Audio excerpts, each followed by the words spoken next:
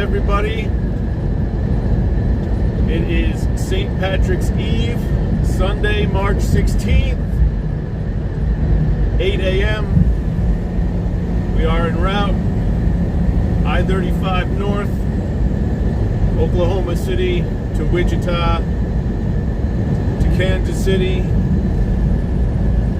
37,000 pounds of Purina dog food. Woke up this morning with the positive attitude that everything was going to go smooth today, and here we are,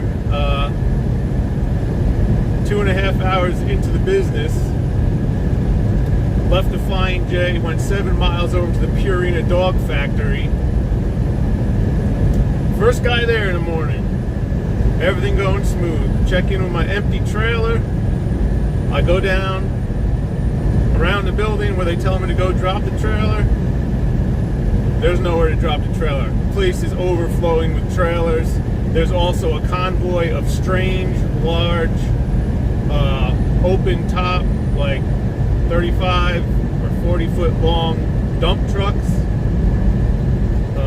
They're lined up to do something under a bridge thing. I don't know if they're dropping off raw meat or something. I don't know what's going on there, but it smells. Anyway, the yard jockey, if you don't know what that is, that's the guy that drives around in his little tractor and moves all the trailers around, realizes that I don't have a place to park my empty trailer to switch over and get my fully loaded dog food trailer. So I go down the row on the other side of the building. It's pretty tight quarters. There's no U-turn, there's nowhere to turn around. So now I must, in the dark, perform my blindside U-turn with a convoy of truckers now blocking the extra 15 or 20 feet I need to do a K-turn, backing 90 degree into a cutoff area. That, thank God they had the cutoff area, or I would have had to back up about 1,000 feet. I successfully do my U-turn, or my backing K-turn. The yard jockey finally gets out of his little go-kart tractor, and he's like, I'm gonna move one of these trailers out of your way so you can back into this spot here. Okay, thank you, I can do that. So it's going to be your usual 45, and now I'm facing the right direction. I'm going this way, and the spot's on this side, so I'm going to do my right in. And it's going to be on the good mirror, this mirror. There's still not enough room. So I start backing in at the 45, doing my little S. I back in, and it's so tight. It's so tight, the back end of that trailer is now just touching the other trailer on the other side. So I gotta pull forward, pull back, pull forward, pull back, pull forward, pull back about 9 times to inch the angle to get it in, because it's too far angled. It won't go in the slot between the two trailers. It's just, I gotta get it straight back in there. Mission accomplished after 15-20 minutes. Drop the trailer. Where's the dog food trailer? Alright, I locate the dog food trailer. It's on the other side of the convoy. I have to somehow get around in the lot. At least I'm bobtailing now. So I freaking at least can maneuver. I see the back side of the trailer I gotta get, because these trailers are all orange, so it's easy to spot which are the orange trailers. I see the trailer on the other side of the convoy row. I gotta go all the way down and come back around and make a loop. As I'm coming back from the loop, I fail to realize there's a second orange trailer in that row. It's about 3 spots down from the one let me tell you. So I pull up, it's dark, I turn on the rear floodlights, back up, hook the trailer up, everything's good. I'm picking up trailer 276. Little do I know, after I've hooked up, done the air brake test, everything, about to slide the tandems and pull on out, I've hooked up to 762, not 276. So I've like mentally reversed the numbers. I don't know how I did it, but by luck, before I pulled out, I saw on the paperwork, or on the supervisor board here, the seal number, and as I was entering the seal number from the back of the trailer, I looked and said, what the hell, that number is that the right number?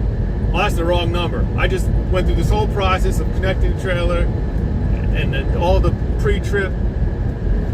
All right, disconnect the trailer. Oh, there's the other trailer, 2 down. So what had happened was, when I spotted the trailer I needed to get to, I went all the way down and around in loop, and it came back and just saw the orange trailer, and it was another trailer that was blocked by the convoy.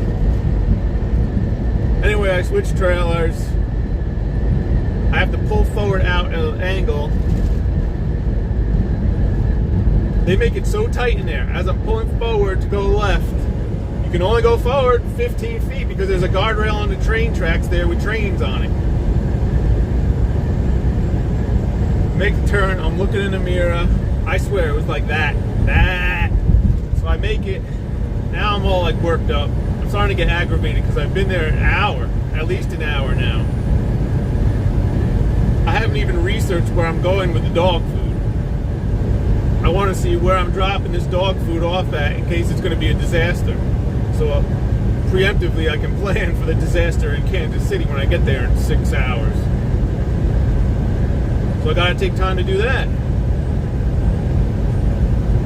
I forget that the security booth has told me when you check out, you got to go to the receiving desk, which is in the building. So I forgot that with all the debacle. I go to the security booth to leave. I'm like, finally, I'm getting out of here. Let's go. I'm starting to see a little bit of dawn now. The light's starting to come up. Security guy's like, don't you have paperwork? I'm like, no, I woke up at the Flying J this morning. It's all on the electronic tablet I got here. He's like, all right, you got the BOL number, the bill of lading, you got the appointment number. Yeah, I got all that. Got it. Give it to him. He's like, all right, what's the seal number? Because the trailer's sealed. The little plastic thingy. Everything's good. You're good to go. Raises the gate. For some reason, I stop and I go, when I get to Kansas City, I usually have to give people paperwork. If I get pulled over by the DOT, they want to see my paperwork. What am I hauling? Where am I going? How much does it weigh? I'm like, I guess that's all on the tablet. Something's not right. Let me just ask again. So I pull the brakes. I don't go through the raised guard booth arm. I get out, tap on the window. He opens. I'm like, are you sure there's no paperwork or something? Am I forgetting something? He goes, did you go to the warehouse and go to receiving? I was like, oh, no. All right, I'll just back up. And I'll park. I'll go back. Where's receiving again? Oh, it's all the way back there, between dock 7 and 8. I was like, it's like a 500-yard walk. So I go to back the. I go to back. So I'm in a straight line at the guard booth going out. There's a fence, there's a guard booth, there's no turning, nothing. You can go forward or you go back. I told him I'm going to go back. He said, no problem, back up and then just, go to the receiving desk to get your paperwork. Start backing up. By God's luck, I see headlights in the shadow. Some kid with his radio blast and text messaging has no idea what's going on. Even though I had my flashers on and had the reverse lights on, it's just right behind my trailer. I did not back into him. It was close. So now I'm really aggravated. This is going on for an hour and a half. This whole process. I was gonna blow the bighorn, but it's 6:45 in the morning, 7 o'clock in the morning now. It's getting light out on a Sunday morning. I'm not gonna blow the bighorn. I'm not gonna do it. I'm gonna take a breath. This is my fault. I didn't get the paperwork. I will take accountability, calmly get out, walk to the back of my 65-foot Saturn rocket here, pulling 80,000 pounds of dog food, And I look, and the kid just doesn't even know that I'm there. I go over to the window, like, wave. He's like, huh? I'm like, I gotta back up. I didn't do my paperwork. Can you just move your little tiny car, which is so easy just to move it 10 feet over to the right? Oh, okay. He literally actually went, before I even moved, he went to the right, went around me, and left. He was able to fit out the complete gate. He just could have went. I get back in the truck. I walk my 65 feet back up to the truck. I'm gonna back up. I'm gonna park. Leave the lanes open for people leaving through the security gate, and leave the other lane open for people coming in through the security gate, because now people are starting to show up. It's 7 in the morning. I begin backing up, and the variant trucker has somehow appeared from around the corner and wants to leave. So now he's behind me. So I only managed to back up about 25 feet, which is not enough with this huge trailer to bend it into the middle so people can go by. So I stop. I'm waiting for him to do something. He decides he's going to back up, which is fine with me. Because I could have kept angling it. I had made it around the guard booth just enough to angle it, or it would have been all right. He decides to back up and help me out. He backs up. I back in the middle lane. I get out. He goes behind me, around me, no problem. I give him the wave. He gives me the thumbs up. Thank you, sir. Go in the warehouse, do my crap, come back out, go back to the guard booth. Okay, here's the paperwork. I don't need the paperwork. You're going to go. Good, I'm going. And here we are now. And it's 8:30 now. But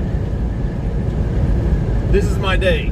This is every day. Every single day this happens to me. And it's just like, why? I don't even bother with the trip planner anymore, because it was supposed to be, I think, a 45-minute ordeal. And it's my fault. I picked up the wrong trailer. I didn't get the paperwork on the way out. But everything in a truck is magnified by 10 times the time if you have to move the truck, because it's such a pain to move the truck. Like, people need to realize, like, what is it? Like, just imagine having a car and you're towing 7 cars behind it. How much of a pain that would be to back up. How much of a pain that would be to make a turn. How much of a pain that would be to make sure they're all connected right. To make sure the lights are working on each one while you're driving. It's like, people don't know. And like, I check out with the receiver and there's all these signs saying, we're not responsible for the weight of your trailer. We're not responsible. You're signing off. Know what you're signing off on. There's signs saying sometimes the back of your trailer is going to be too heavy. I got paperwork saying this is 30, I think it said 37,000 pounds of dog food. I've not gone to a scale yet. I'm waiting to get to one on the highway here. They don't have a scale on site. So I just moved the tandems all the way up to take a lot of the load from the front off.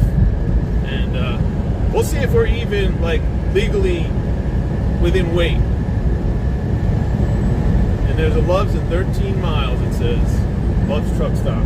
So that's my story for today. Ranting on for 13 minutes. God bless all you super truckers.